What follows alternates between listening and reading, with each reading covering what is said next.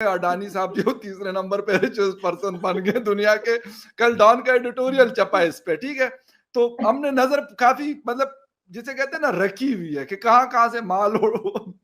दुनिया हमें जितने पैसे देगी, मेरा ईमान है कि उसमें से 80-90% हराम खाने में खर्च हो जाएगा। कि आज फिर ये खुशियां मना रहे हैं कि मुबारक हो जी, हमें भीख मिल गई है और आइंदा हम IMF प्रोग्राम में नहीं जाएंगे। जो ये करके जा रहे हैं 4 माह में जो किया इन्होंने मुल्क के साथ, ये तो अल्लाह ताला माफ करे, पता नहीं अगले 40 साल तक हम IMF के चक्रों से नहीं निकल पाएंगे जो इन्होंने इन 4 माह में मुल्क की मुशीयत के साथ खिलवाड़ कर छोड़ा है। अब बिजनेस कम्युनिटी भी कह रही कि यार हिंदुस्तान के साथ क्या जाए, हम क्यों थोड़ा सा डगमगा रहे हैं, परेशान हो रहे हैं कि यार पता नहीं हिंदुस्तान से अगर हमने प्याज टमाटर, हालांकि पहले भी हम मंगवाते रहे, ऐसा नहीं था कि पहले नहीं आता था,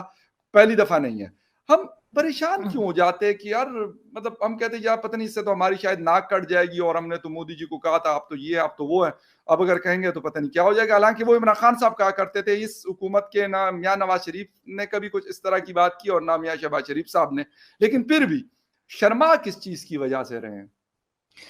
नहीं, मेरा ख्याल है शर्मा नहीं रहे, लेकिन ये कि ये सिर्फ इमरान खान की बात नहीं है। जो गवर्नमेंट भी पाकिस्तान में आती है और सबसे पहले आते के साथ ही कश्मीर कश्मीर राग अलापती है, और उसके बाद इसी किस्म की बातें चलती रहती है, क्योंकि जाहिर है कि हमारी स्टैब्लिशमेंट की तरफ से उनको यही ऑर्डर गया होता है कि जी आपने ये बताना है कि हिंदुस्तान हमला कर देगा और हमें खा जाएगा। तो इस किस्म की बातें करते करते आप जब इस मुकाम पे पहुंचते हैं कि आपको जरूरत पड़ गई है हिंदुस्तान की, तो जाहिर है थोड़ी बहुत हिचकिचाहट होगी और थोड़ा सा सोच रहे होंगे कि वहां से क्या रिस्पॉन्स आएगा। जबकि अगर हम देखें तो चाहे APS में जो अटैक हुआ था बच्चों के जो स्कूल था वहां पर, उसको देख लीजिए, चाहे रिसेंटली जो हम लोगों का एक प्लेन क्रैश था कराची में, उसको देख लें, या फिर फ्लड को देख लें, या कोई भी दूसरा हादसा जो पाकिस्तान में होता है उसको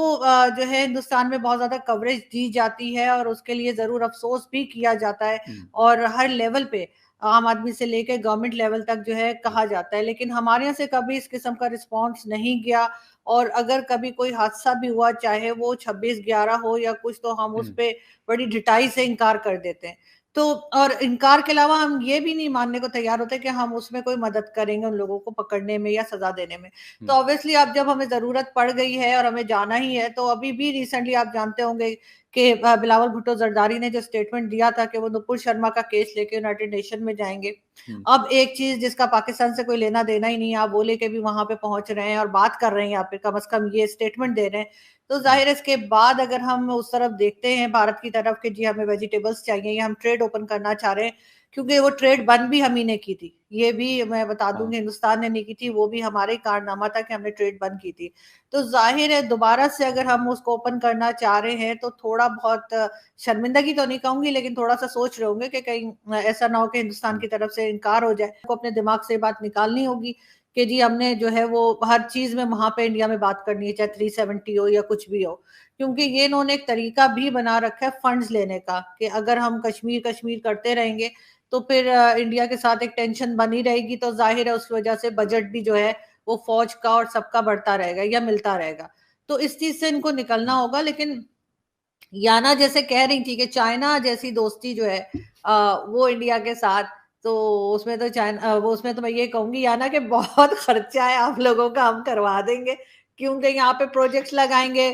फिर कोई खा के भाग जाएगा, फिर हम उसके पीछे भागेंगे, फिर वो कहीं पे वो पिज्जा फ्रेंचाइज बना लेगा। तो मतलब ये मशवरा मेरा नहीं ख्याल कि ये एडवाइस जो है वो किसी तरीके से नहीं, इंडिया के हाथ लेकिन में लेकिन जाएगी। लेकिन लेकिन इंडियन और पाकिस्तान एक दूसरे को समझते भी अच्छे से है ना। चाइनीज क्योंकि एक अलग तरह के लोग हैं, वो शायद ये एक फर्क है, और क्योंकि हिंदुस्तानियों को भी पता है कि कहाँ पे एक टोपी घुमा है और पाकिस्तानियों को भी पता है, तो मेरे ख्याल में ये बहुत ज्यादा वो ये कामयाब शायद ये चीज ना हो जो आप बता रहे हैं। पोर्ट बना सकते हैं,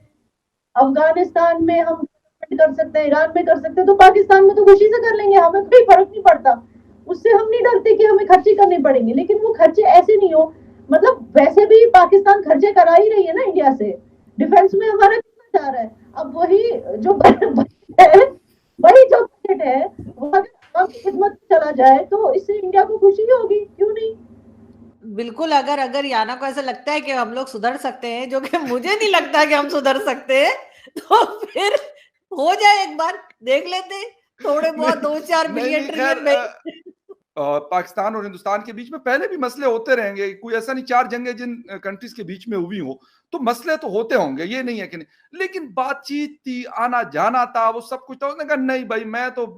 कश्मीर हाईवे को श्रीनगर हाईवे बना के छोड़ूंगा और याना जी को बता दूं, वैसे मैं पिक्चर भी इनको भिजवाऊंगा। जैसे ही मैं इस्लामाबाद मोटरवे से उतरता हूँ, इस्लामाबाद की तरफ एंटर कर रहा होता हूँ, तो पूरा लंबा सा बोर्ड लगा हुआ, उस पर तकरीबन कोई 10-15 जगहों के नाम लिखे हैं। उसमें लेह का भी लिखा हुआ है, श्रीनगर भी लिखा हुआ है, और कश्मीर के और लद्दाख भी लिखा हुआ है कि यार ये इतने इतने किलोमीटर है यहाँ से। मैंने कहा पता नहीं यार रास्ता कहाँ से जाता है, मैं किसी दिन गाड़ी इस्लामाबाद घर मोड़ने की बजाय जो है मैं सीधा निकलना चाहता हूँ। लेकिन अब पता नहीं आगे ये लोग मुझे जाने देंगे कि नहीं। तो क्या कहेंगे, उसके दौर में ज्यादा नुकसान नहीं हुआ इन ताल्लुकात को हिंदुस्तान पाकिस्तान के?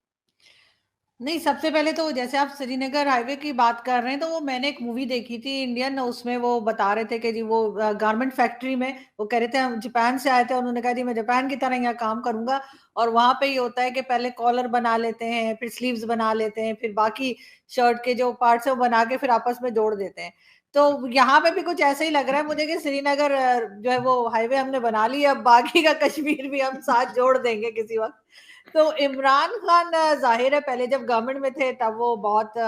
बात किया करते थे कश्मीर के लिए, हम चेन बनाया करते थे, हर फ्राइडे को ह्यूमन चेन बनती थी, कभी कहते थे कुछ रोज हर फ्राइडे लोग बाहर खड़े होते थे धूप में ना, और बड़ी गर्मी थी उन दिनों भी। और अब जो है वो जब से गवर्नमेंट से गए हैं तो वो तारीफों पे तारीफें जो है करते चले जा रहे हैं। तो ये तो खैर उनके ऊपर तो नहीं कहा जा सकता, उससे पहले भी इंडिया के साथ टर्म्स जो है वो खराब होते रहे हैं, और सारा ब्लेम इमरान खान पर डाल देना भी ठीक नहीं है। पहले की गवर्नमेंट भी कुछ इसी किस्म के काम करती रही है, क्योंकि जाहिर है इनके पास जब